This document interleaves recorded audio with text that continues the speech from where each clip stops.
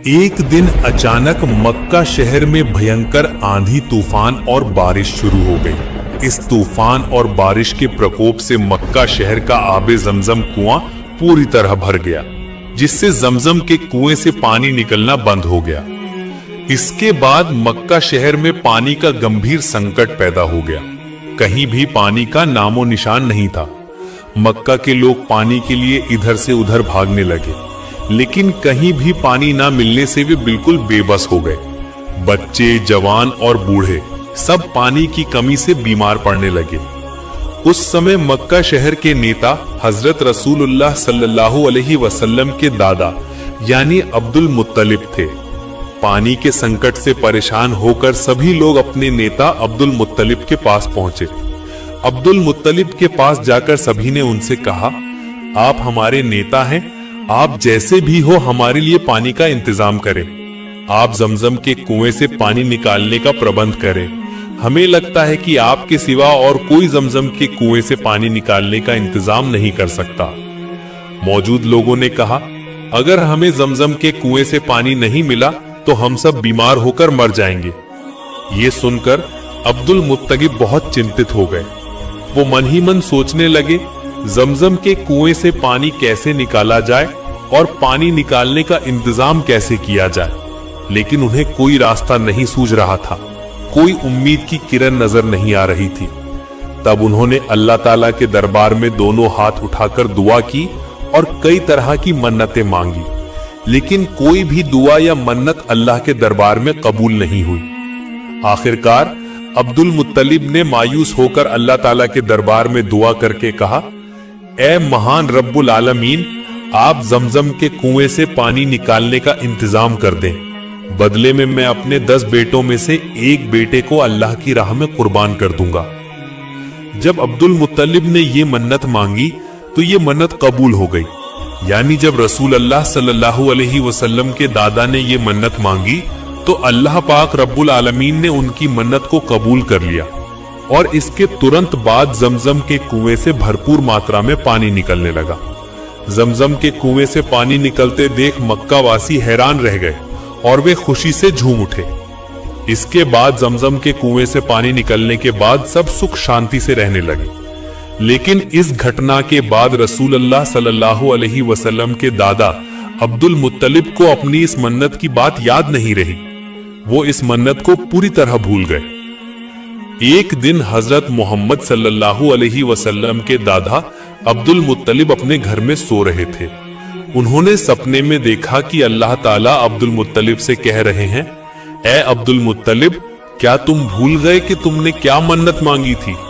तुमने मन्नत मांगी थी कि अगर जमजम के कुएं से पानी निकलेगा तो तुम अपने 10 बेटों में से एक बेटे को अल्लाह की राह में कुर्बान कर दोगे। तुम अपनी मन्नत पूरी करो। ये सपना देखने के बाद अब्दुल मुत्तलिब नींद से जागे और उठकर बैठ गए। फिर वो सोचने लगे, सचमुच मैंने मन्नत मांगी थी कि अगर जमजम के कुएं से पानी निकलेगा तो मैं अपने 10 बेटों में से एक बेटे को अल्लाह की राह में ज़ब्ह करूंगा, लेकिन मैं अपनी मन्नत की बात बिल्कुल भूल गया था। अब्दुल मुत्तलिब ने अपने इस सपने की बात किसी से नहीं बताई। अगले दिन रात को जब वो फिर से सो रहे थे तो उन्होंने फिर से सपने में देखा कि अल्लाह पाक रब्बुल आलमीन उनसे कह रहे हैं, ऐ अब्दुल मुत्तलिब, क्या तुम भूल गए कि तुमने क्या मन्नत मांगी थी?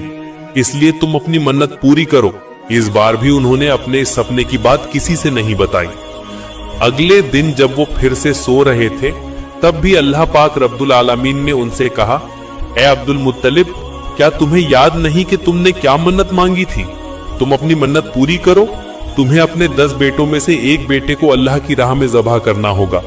अगर तुम अपनी मन्नत पूरी नहीं करोगे तो 10 बेटे मर जाएंगे और जमजम का कुआं हमेशा के लिए फिर से बंद हो जाएगा।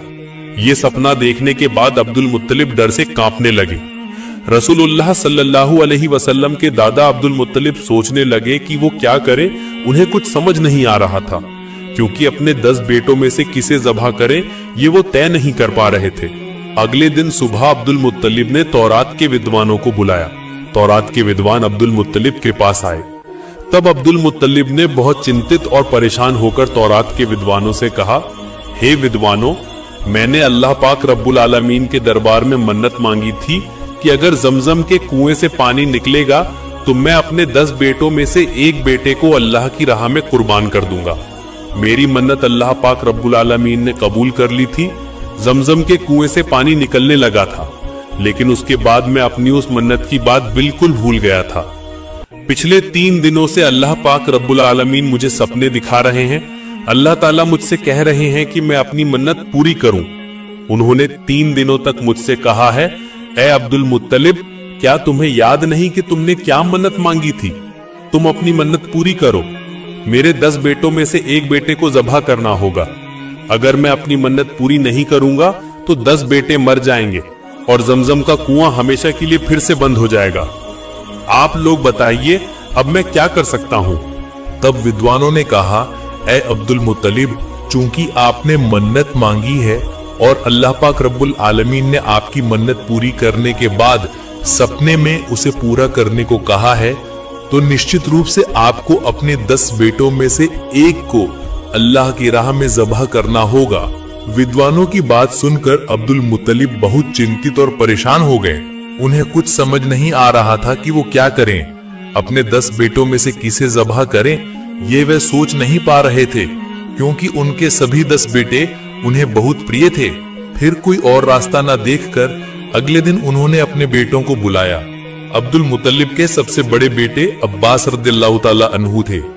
अब्दुल मुत्तलिब ने सबसे पहले उन्हीं से कहा, ए मेरे बेटे, मैंने मन्नत मांगी थी कि अगर जमजम के कुएं से फिर से पानी निकलेगा तो मैं अपने 10 बेटों में से एक को अल्लाह की राह में ज़बह कर दूंगा। अब मैं क्या करूं? क्या तुम मेरी वो मन्नत पूरी करोगे? तब अब्बास रदियल्लाहु ताला अन्हु ने कहा, अब्बा जी, ये कैसी मन्नत है? मैं आपकी ये मन्नत पूरी नहीं कर सकता। आप अपने दूसरे बेटे से ये मन्नत पूरी करने को कहें। रसूलुल्लाह सल्लल्लाहु अलैहि वसल्लम के दादा यानी अब्दुल मुत्तलिब ने अपने दूसरे बेटे अमीर हमजा से कहा, ए बेटे, तुम मेरी मन्नत पूरी करो। तब अमीर हमजा ने कहा, अब्बा जी, आपने कैसी मन्नत मांगी है? मैं आपकी मन्नत के लिए अपनी जान नहीं दे सकता। आप अपने दूसरे बेटे से कहें। इस तरह अब्दुल मुत्तलिब ने एक एक करके सभी बेटों से कहा, लेकिन कोई भी इसके लिए राजी नहीं हुआ। उनका एक बेटा बचा था, जो उनका सबसे छोटा बेटा था, जिसका नाम अब्दुल्लाह था। अब्दुल्लाह रसूलुल्लाह सल्लल्लाहु अलैहि वसल्लम के पिता और अब्दुल मुत्तलिब के सबसे प्रिय बेटे थे। अब्दुल मुत्तलिब अब्दुल्लाह से बहुत स्नेह और प्यार करते थे और उन्हें बहुत ज्यादा चाहते थे। जब अब्दुल मुत्तलिब की बात पर उनके 9 बेटे राजी नहीं हुए तो वह बहुत निराश हो गए। तभी अब्दुल्लाह ने अपने पिता का चिंतित चेहरा देखकर कहा, अब्बा जी, आपको क्या हुआ है? मुझे कुछ समझ नहीं आ रहा। आप किस बात की इतनी चिंता कर रहे हैं? तब अब्दुल मुत्तलिब ने अपने सबसे छोटे बेटे रसूलुल्लाह सल्लल्लाहु अलैहि वसल्लम के पिता अब्दुल्लाह से कहा, ऐ प्यारे बेटे अब्दुल्लाह, मैंने मन्नत मांगी थी कि अगर जमजम के कुएं से फिर से पानी निकलेगा तो मैं अपने 10 बेटों में से एक को अल्लाह की राह में ज़बह कर दूंगा। लेकिन 10 बेटों में से कोई भी मेरी ये मन्नत पूरी करने के लिए राजी नहीं हुआ। और अल्लाह पाक रब्बुल आलमीन ने कहा है, ऐ अब्दुल मुत्तलिब, अगर तुम अपने 10 बेटों में से एक को अल्लाह की राह में ज़बह नहीं करोगे तो तुम्हारे 10 बेटे मर जाएंगे और पवित्र जमजम के कुएं का पानी फिर से बंद हो जाएगा, यहाँ तक कि हमेशा के लिए उस कुएं से पानी निकलना बंद हो जाएगा। अब मैं क्या करूं? तब छोटे बेटे अब्दुल्ला ने कहा, अब्बा जी, आप कोई चिंता ना करें। अब्बा जी, आप मुझे ही अल्लाह की राह में ज़बह करके अपनी मन्नत पूरी करें। अब्दुल मुत्तलिब अपने छोटे बेटे अब्दुल्लाह की बातें सुनकर बहुत खुश हुए, लेकिन दूसरी ओर उन्हें बहुत दुख भी हुआ, क्योंकि अब्दुल्लाह अब्दुल मुत्तलिब के बहुत ही प्रिय बेटे थे। अपने प्रिय बेटे को खोने का दर्द उनके दिल में उठने लगा। लेकिन छोटे बेटे अब्दुल्लाह को ज़बह करने के अलावा अब्दुल मुत्तलिब के पास कोई और रास्ता नहीं था, क्योंकि अब्दुल्लाह को ज़बह नहीं करते तो उन्हें अपने 10 बेटों को खोना पड़ता और पवित्र जमजम के कुएं का पानी फिर से बंद हो जाता। इस वजह से शायद सभी मक्कावासी पानी की कमी से मर जाते। फिर अब्दुल मुत्तलिब अपने छोटे बेटे अब्दुल्लाह को लेकर काबा की ओर चल पड़े। थोड़ी देर बाद वे काबा के आंगन में पहुंचे। वहां सभी मक्कावासी मौजूद थे। इधर अब्दुल्लाह को ज़बह करने की खबर पाकर मक्का के अन्य स्त्री पुरुष भी वहां पहुंच गए। वहां जो औरतें मौजूद थीं, उनमें से एक वर्का बिन नौफल की बेटी मरियम थी। वर्का बिन नौफल उस समय के तौरात की किताब के विद्वान थे। उनकी बेटी मरियम थी। मरियम भी तौरात की किताब में बहुत निपुण थी। वह जानती थी कि तौरात में लिखा था कि इसी अब्दुल्ला के वंश में आखिरी पैगंबर महबूब आलम अल्लाह के प्यारे हबीब हजरत मोहम्मद सल्लल्लाहु अलैहि वसल्लम का जन्म होगा। इसलिए उन्होंने अब्दुल्ला को ज़बह करने से मना किया। वह किसी भी कीमत पर अब्दुल्ला को ज़बह नहीं होने देना चाहती थी। उन्होंने अब्दुल मुत्तलिब से कहा, अब्दुल्ला को किसी भी कीमत पर ज़बह नहीं किया जा सकता, क्योंकि तौरात की किताब में लिखा है कि इसी अब्दुल्ला के वंश में आखिरी पैगंबर हजरत मोहम्मद सल्लल्लाहु अलैहि वसल्लम इस दुनिया में आएंगे। तब रसूलुल्लाह सल्लल्लाहु अलैहि वसल्लम के दादा अब्दुल मुत्तलिब ने मरियम से कहा, मैंने मन्नत मांगी थी कि अगर जमजम के कुएं से फिर से पानी निकलेगा तो मैं अपने 10 बेटों में से एक को अल्लाह की राह में ज़बह कर दूंगा।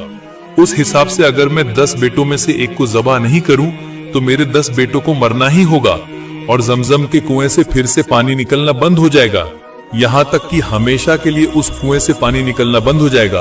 अब मैं क्या करूं? तब मरियम ने कहा, कुछ भी हो जाए, अब्दुल्ला को किसी भी कीमत पर ज़बह नहीं किया जा सकता।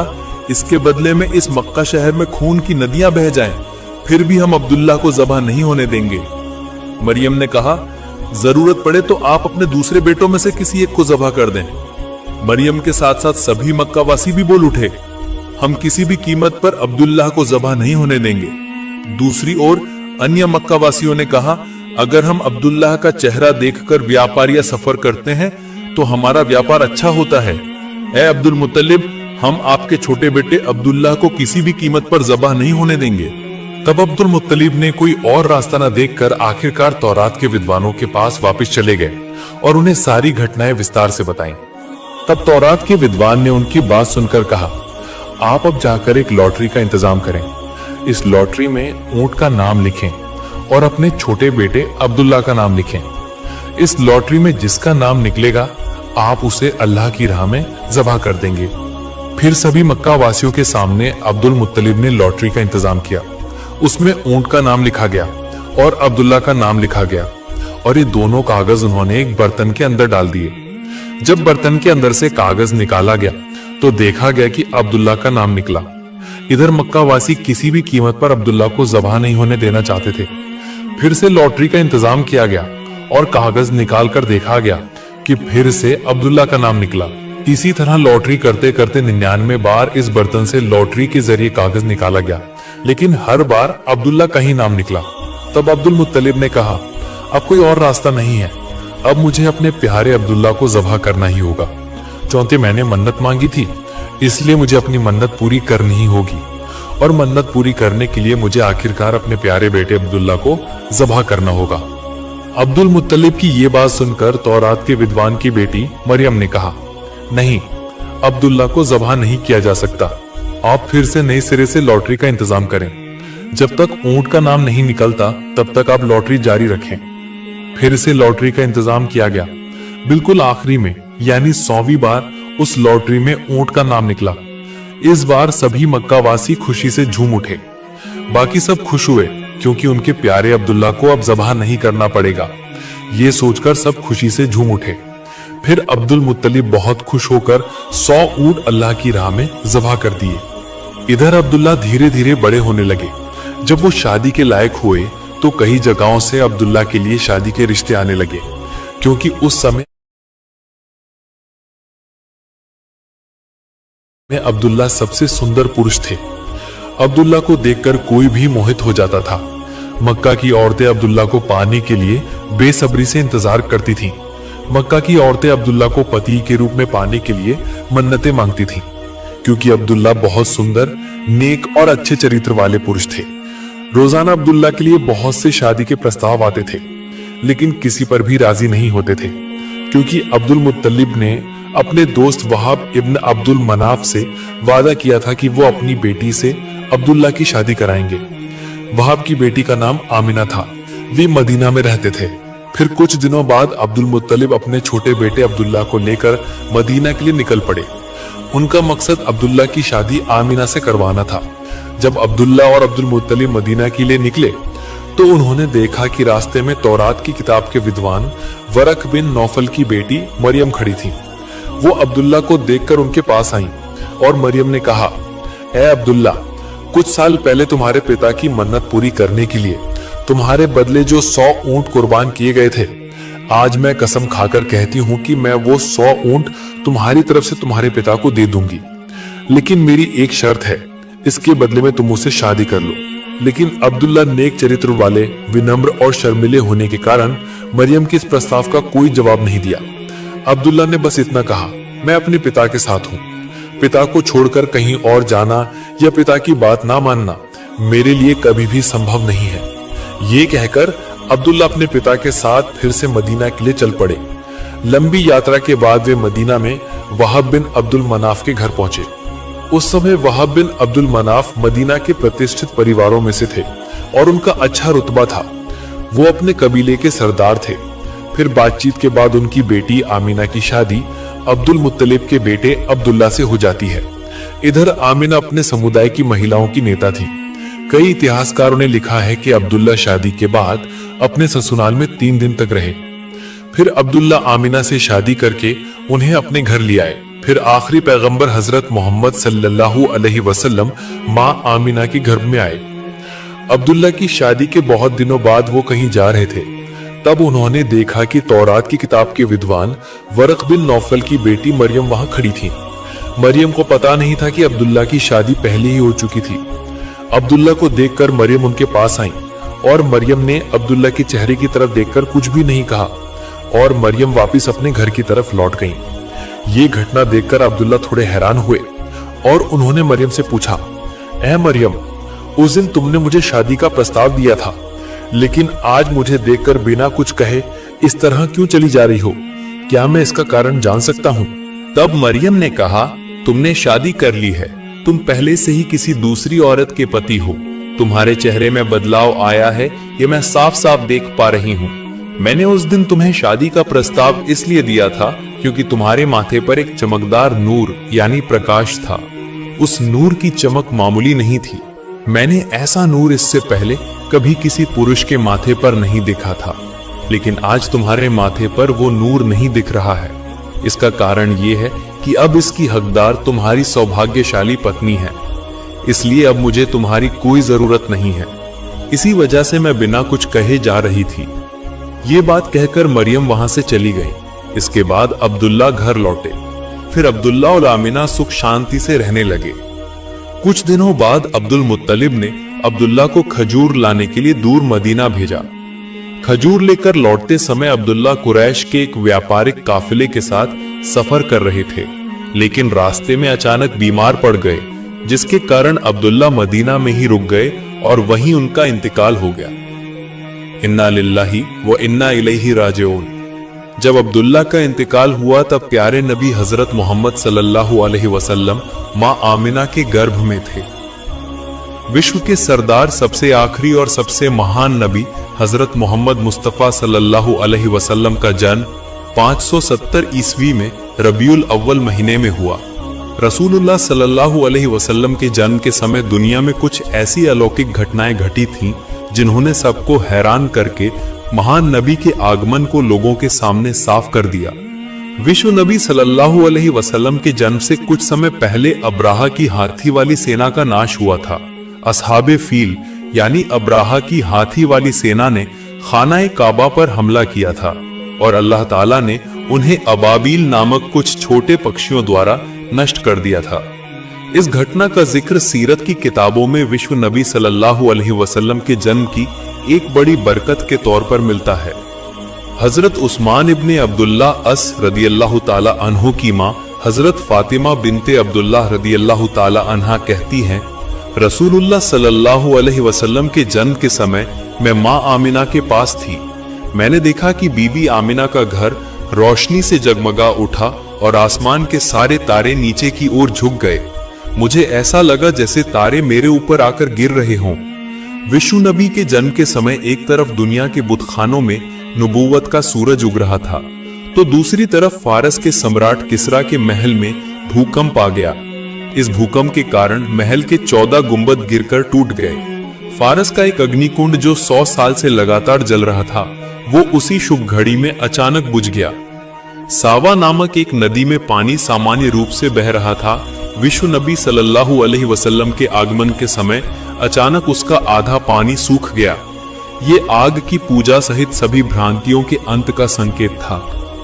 सही हदीस में वर्णित है कि जन्म के समय विश्व नबी की मां के पेट से एक नूर का ऐसा विस्तार हुआ था जिसकी रोशनी से पूरब से पश्चिम तक सब कुछ रोशन हो गया था। कुछ वर्णनों में यह भी मिलता है कि जब विश्व नबी सल्लल्लाहु अलैहि वसल्लम जमीन पर आए तो उन्होंने अपने दोनों हाथों पर सहारा लिया था। उसके बाद एक मुट्ठी मिट्टी लेकर आसमान की तरफ देखा।